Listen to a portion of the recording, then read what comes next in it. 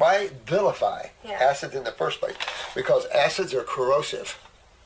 Now, you can argue, and I do argue, that there's very beneficial acids, no question about it. But we're not talking about 3 pH acids. Right. We're talking about estrogen, which is probably more like 5. We're talking about higher acids that do not have the heavy corrosive effect, and that has its neutralizer right behind it. Here's an example. Estrogen, acidic. Neutralizer, progesterone, alkaline. Everywhere you find the body's production of an acid, it has its counterproduction of its neutralizer. It's always balanced. Always balanced. God, whoa, Creator's incredible. Incredible. So he doesn't understand those things here. This is one that has me scratching my head most. Let me be clear. An alkaline diet is a recipe for nothing but certain death. Most vitamins are acidic. Vitamin C is ascorbic acid. Guess what? We don't recommend ascorbic acid, especially intravenously, because you see what's happening with the injection of an acid intravenously? It's sucking the calcium right out of its basement layer of connective tissue and creating hardening of the arteries. And so we don't recommend acids. We don't recommend isolates. And he goes on to pantothenic acid, folic acid, your B12 are an acid. Also, proteins are stuff that makes up your muscles, organs, enzymes, and other soft tissue. It's always acidic. Protein is just lay speak for chained amino. Thank you. Somebody at least knows that proteins are chained amino acids. Protein has a nicer ring. Omega-3, 6, and 9 has been all the rage. It is a fatty acid. Even the building blocks of life itself, DNA and RNA, are acids. That's what the A stands for. Lucky the folks that push this stuff seem to think lipids are alkaline, so these aren't really alkaline diets at all. Don't believe me? Good.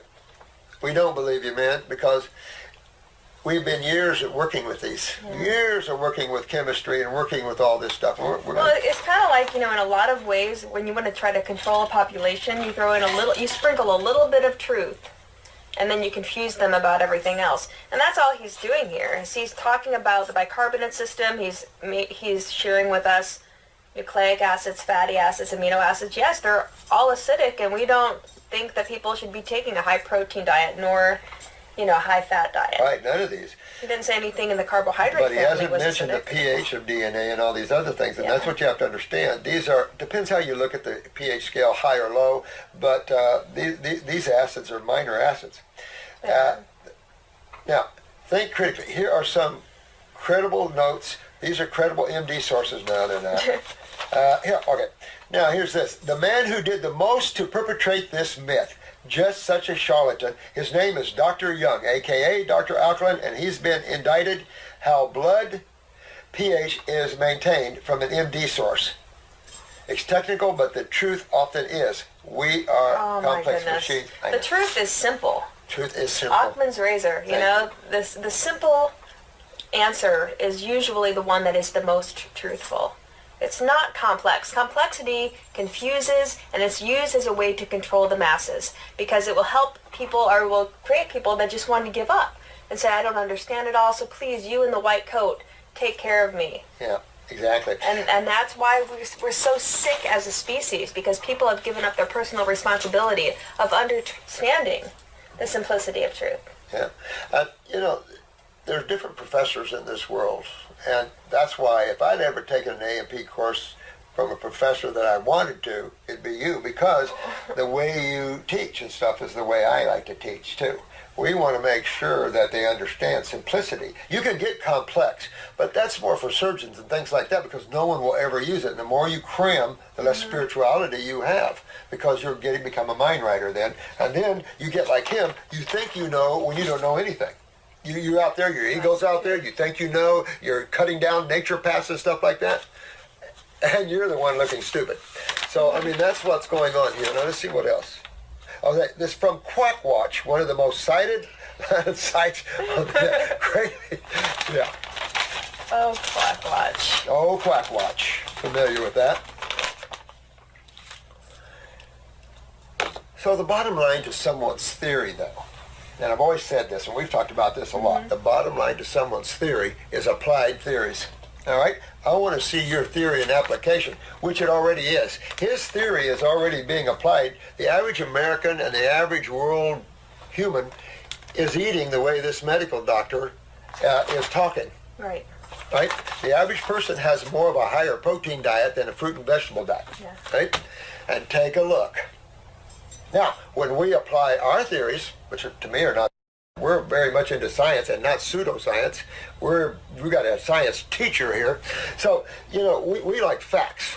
And so, but when you apply, and let's just call them theories, when you apply both theories, what do you see?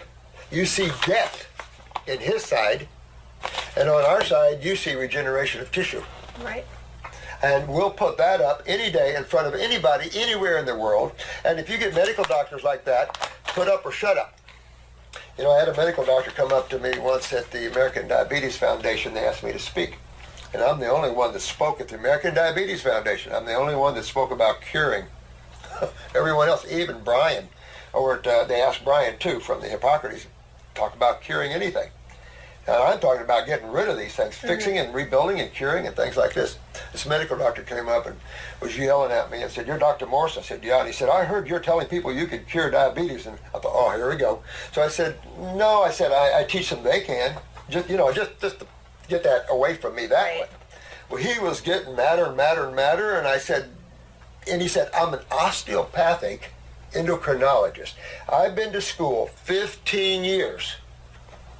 15 years. And I looked at him, I said, "You're an osteopath?" I said, "That's interesting." And I said, "You've been to school 15 years? I said, "What causes diabetes?" I said that right to him. He looked at me and he said, "It's an autoimmune problem." I said, "That means you don't know what causes it, right?" Boy, he got red. And he just said something to me that, and I said, "I'll tell you what I'll do." I said, "I'm going to come to your office. I'm going to take 100 of your patients, and I'll show you what I can do to them." He turned around and walked right off. Wow. Didn't say a thing to me. If you're going to chastise us, you're going to come down on us, then we're going to come to you with the news media, because we're friends with the news media, and we're going to show you what we can do. And we don't have any takers on that. Isn't that interesting? I know. Yeah.